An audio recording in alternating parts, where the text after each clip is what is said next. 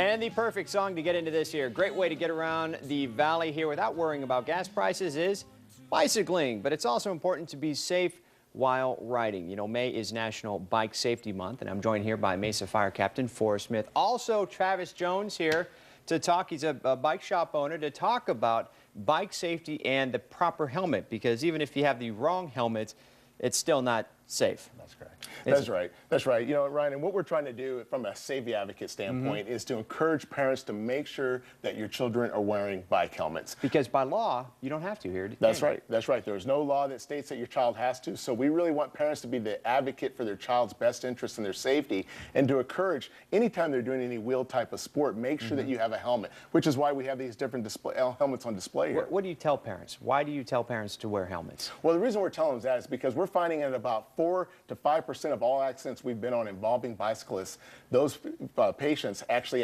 had a helmet on. We're also finding that if those children were wearing helmets, 85% of the time they may not have suffered as bad an injury as they had at that time. That high of a percentage, huh? That's right. That's right. And so really the idea is to encourage parents that you can decrease their injuries from wearing helmets, and the fact that there's all types of helmets they can look at. You can find helmets to match your child's personality type. That way, if they're wearing a helmet that's cool, then they're more likely to wear a helmet. I would say that's probably the biggest deal, is the kids just don't want to do it because it's not cool. Absolutely. The kid has to want to wear it, otherwise mom's not always looking. Right, right. And Travis joins us. So explain to us, these are all different kinds of helmets you can wear, and it's kind of to beef up that coolness, isn't it? A little bit, yeah, absolutely. And you should be wearing something specific to the sport you're wearing as well. Okay. And Forrest brought an assortment of helmets that address different sports, you know, from cycling through baseball, you know, a little bit of everything. With bicycling specifically, the real key is to wear a bicycle helmet that is CPSC safety rated. CPSC? So Child or Consumer Protection Safety does testing on every bicycle helmet that's for sale in America. Okay. So checking that the helmet is in fact safety rated, so that you know you're getting a product that will provide that protection. How can you find that? They're required to be labeled on the helmet box itself when you're purchasing it.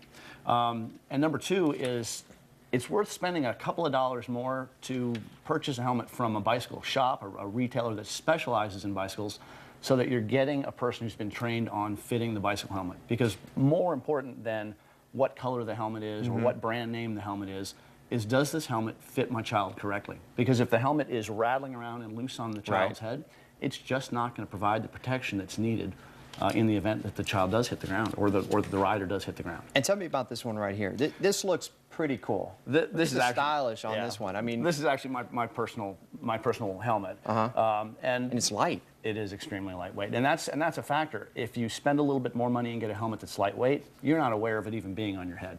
So a helmet that fits securely, even when your head is moving around, is going to stay in place and not be obnoxious for you to wear. So if it doesn't bother the rider, they're much more likely to wear it. Absolutely. Absolutely. And speaking of May being Bike Safety Week, it looks like we've got some lights up here we can hold up.